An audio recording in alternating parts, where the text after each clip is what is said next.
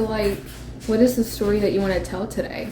Doctors need to be more aware of there is a much higher risk of miscarriage and stillbirth, but if they're born alive, they can survive. They can do so much as long as doctors are providing the procedures and surgeries that they need. Like, if they get these things done, then they're fine. Like, the cardiologist told us that if he could get that procedure done, that it would never be his heart that kills him. And he had nothing else wrong with him, just his heart. He didn't have, like, every other organ was functioning properly. He was doing fine. And so doctors need to be aware of that. And what is trisomy 13? I guess just... Well, trisomy 18 is what my son has. Yes. He has 3 instead of 2 of chromosome 18. Down syndrome is trisomy 21. It's the same thing. You have an extra chromosome. And because he has he has a third chromosome 18 on every one. Some kids can be born with partial trisomy where only some of them have the extra chromosome. It is like a genetic anomaly. You have a higher risk of that happening when you're older, but I've seen many 20-something-year-old women on the groups that have had trisomy babies. So it really, I mean, it can happen to anyone. There's nothing that you as a person do that causes it. It is just this genetic mix-up. And how does it affect the child? Trisomy 13, from what I've seen, has a lot more issues. Trisomy 18, they just can end up with a lot of different defects, like heart defects.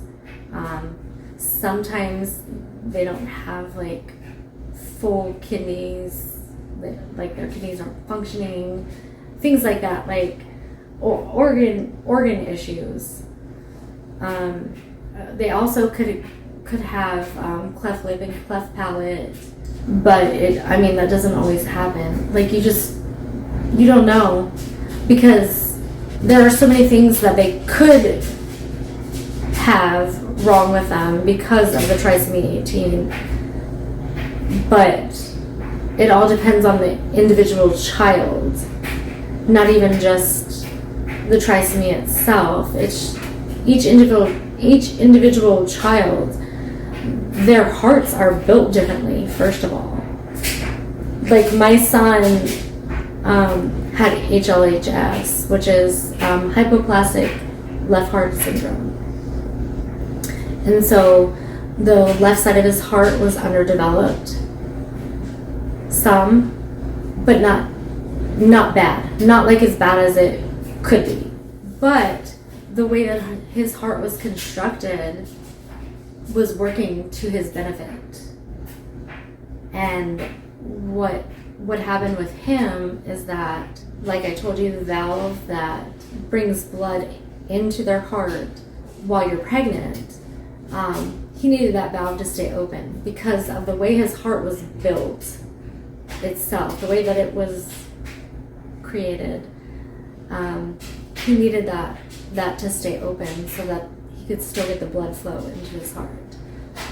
And that, and then he needed this other part of his heart, like some minor little thing done with that as well. But that could have waited. But they're just built differently. Like, and it's every single child is like, you can't say like, you have trisomy 18, your heart is going to be like this, because it doesn't work like that. Like, every single child, their heart works in a different way. It's all about the individual child. And I mean, some of them you can't do anything. Like, some of them, it is like an impossible fix. But some of them aren't. Like, some of them are simple little things that can be done over time. Doctors need to be aware of that. Why is this so important to you? Why do you have such a connection to this? Well, because it was my son. I mean, just the general population isn't aware of trisomy. I didn't know anything about it until it happened to me. And once it happened, the doctors just tried to convince me to terminate my pregnancy.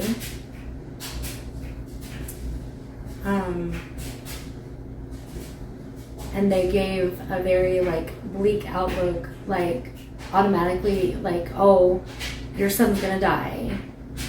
You might as well just not even have him.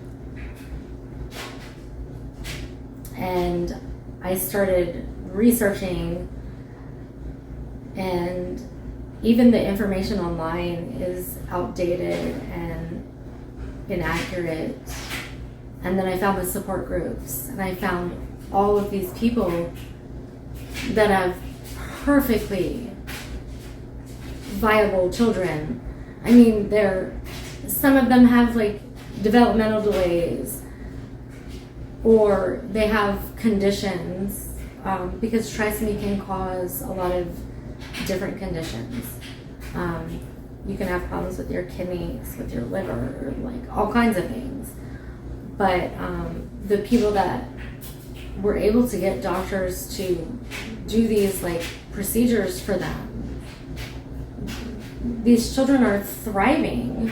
I saw so many kids that were 5 and 6 and doing just fine. They had developmental delays, but I mean, besides that, they were completely fine, and they were getting procedures that they needed.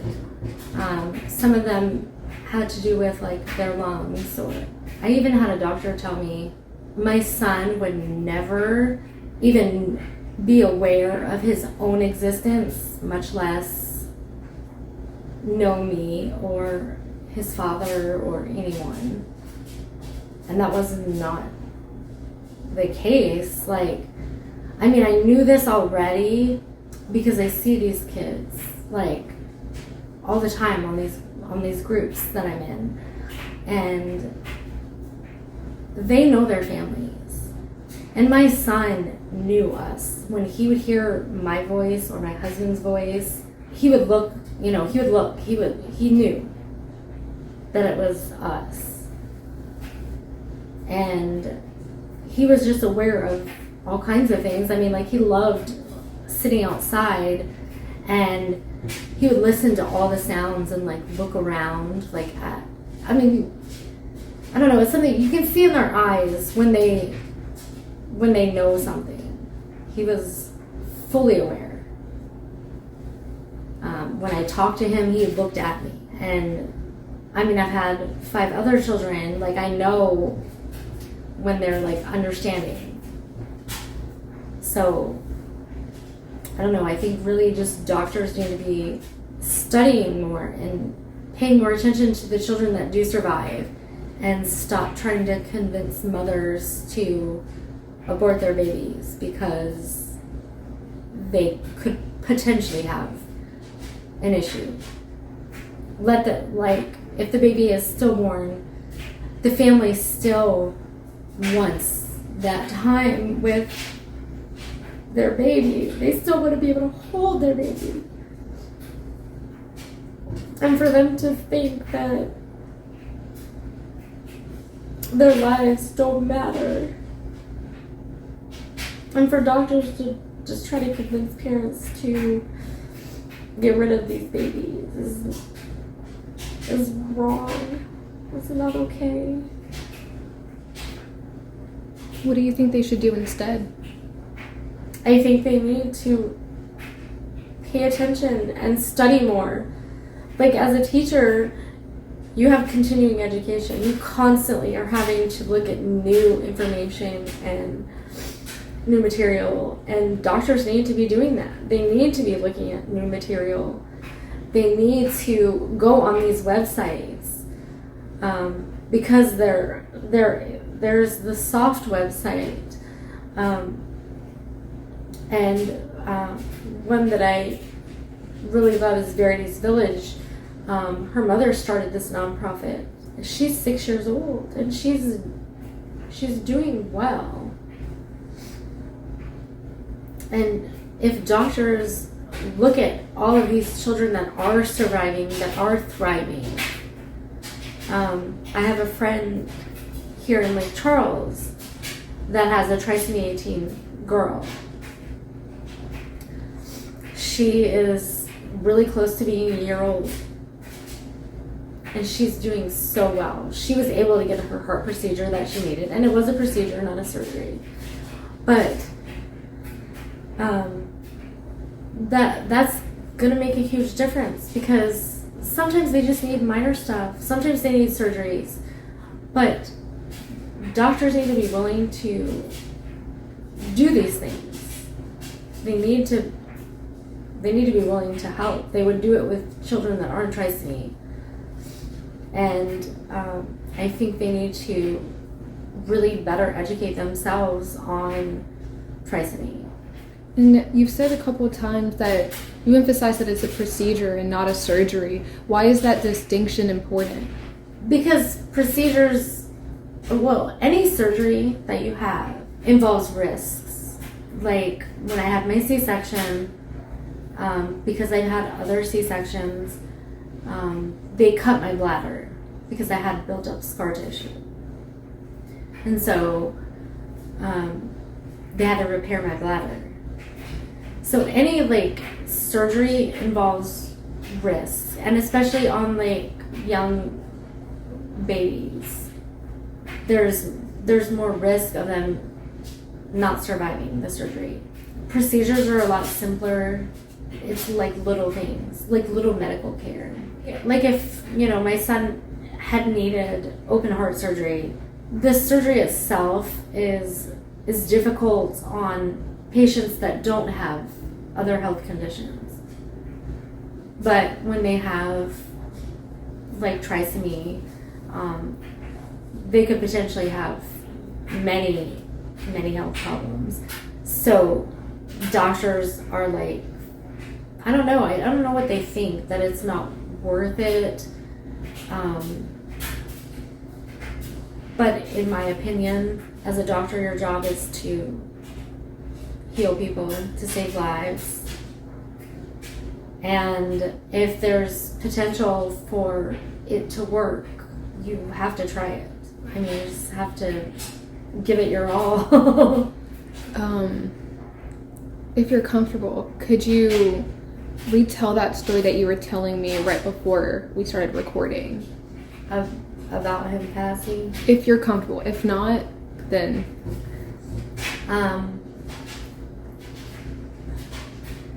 So Amiraj was here on hospice, and he was on oxygen, a very limited amount, 1/32 of a liter, which is almost like nothing, but only at night. He didn't need it during the day.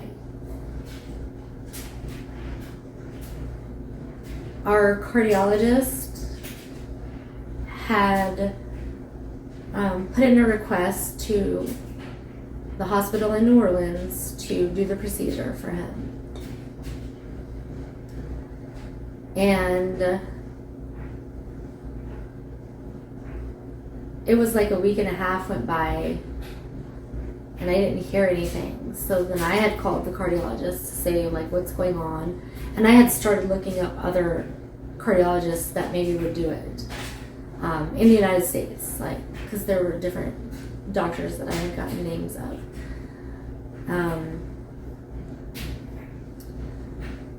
And he turned a month old, and that night he was up all night. he was just crying and fussy, and I was with him all night long. I held him, and I was so tired, and I laid on the floor with him because with his oxygen, I had to put his oxygen up to 1 liter because he wasn't getting enough oxygen saturation.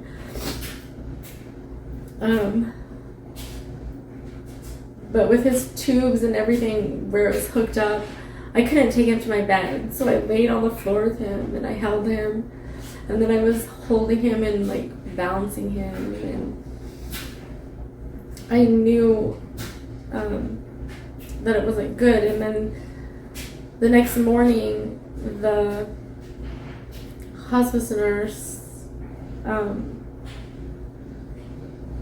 was later than usual, and I was messaging her and saying, like, where are you? When are you coming? Like, I really don't think this is good. Like, something's going on. And she came at 11, and she was like watching everything that was going on. My mom was holding him because I was like, my mom was in my room holding him because that's where he was, and I was laying in my bed like off and on napping because I had been up all night. And the hospice nurse thought that his PFO was closing,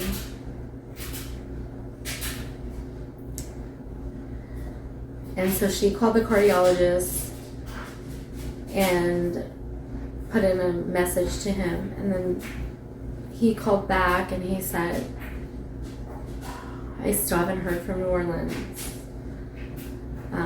He recommended that we take Entourage to Texas Children's in Houston because when you go to the emergency room, they have to see you no matter what, and then they might do the procedure that he needed there. And we started packing our bags. That probably took like 20 or so minutes. Like, we were just packing up everything because we didn't know how long we'd have to be in Texas. And then we started driving, me, my husband, and my mother. And my mother was sitting in the back with Entourage. And we kept asking, my husband and I both kept asking, like, how is he doing? Like, is he okay? He was on oxygen the whole time. Like, he had travel oxygen. He was on 1 liter.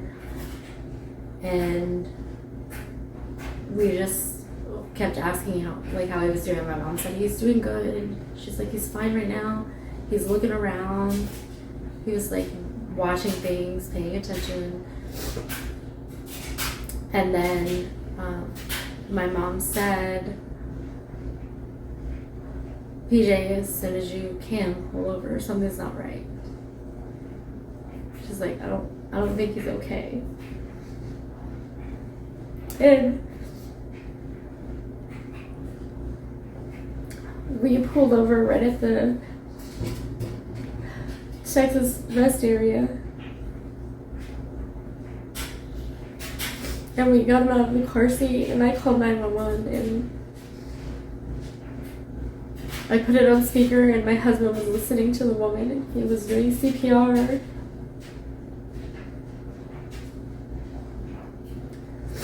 And it was probably, I don't know, it felt like forever. But it was probably about 10 minutes before the ambulance got there. And then the ambulance came, and well, it was not the ambulance, it was the fire department that came first. They were doing CPR on him. And then the ambulance came, and they took us to St. Elizabeth, and they were probably in there for an hour working on him. And they called us in right before they stopped doing CPR. And they were letting us know what was happening and that he wasn't responding, which I knew, like I felt it. Because it was his PFO, like no oxygen was gonna help when his heart was not working. And they called his time of death, and then they cleaned him up and let us hold him.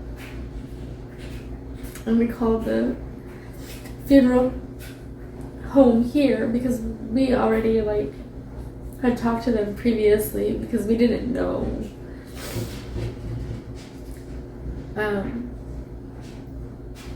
And so we waited for them, and we were probably just in the room holding him for like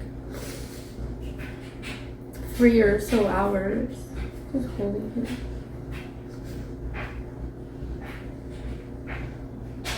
And then when the funeral people got there, he talked to us, and he was so good. And we put him in the basket, and they put him on the gurney and covered him up and took him out.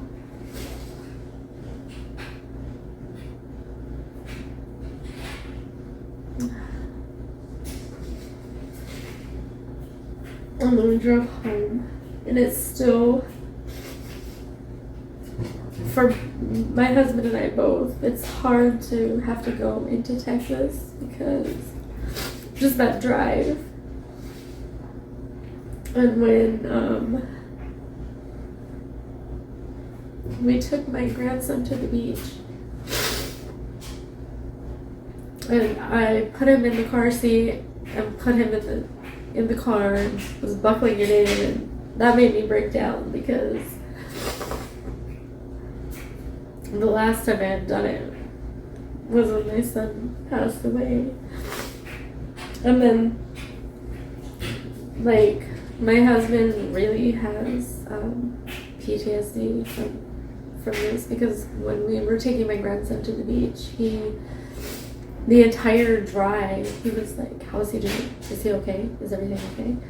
And I'm like, he's fine. Like, I can see his feet moving. Like, he's doing good. But he's quiet. Like, he's just a really quiet baby. So, but he's older. I mean, and he doesn't have anything wrong with him. But he still had that, like, worry. Like, he was like, okay, well, I need you to check on him. Just go, like, look back there and check on him. So I had to keep unbuckling my seatbelt and climbing over and looking at him. And I'm like, okay, he's fine. I see him. He's like, he's totally fine. But he made me do that the whole way to the beach and then the whole way back. So it's been really hard. How do you want to have your son's memory live on?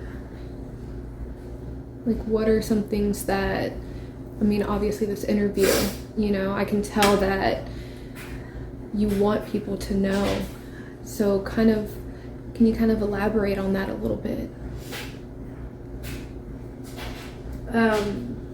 I think just trying to find ways to bring awareness to parents and the medical community would help.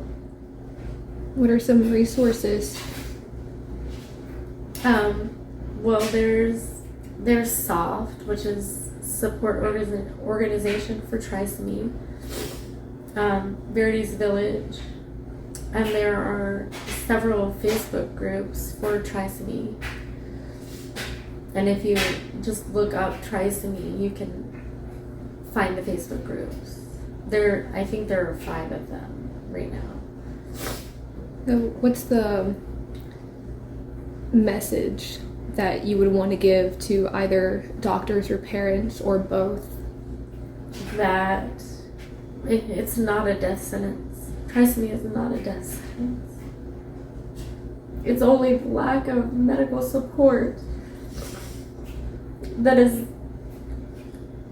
causing most of the problems. I mean, there are higher risks of miscarriage and stillbirth. But when your baby is born,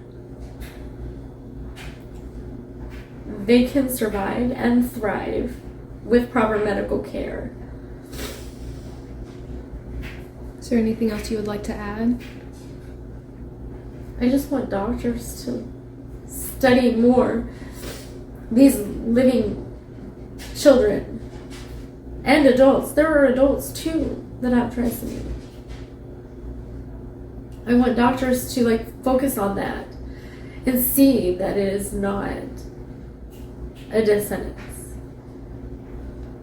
Is there anything that you feel we haven't covered that you would like to express, or do you think you've said everything you wanted to say? I think I have. Okay.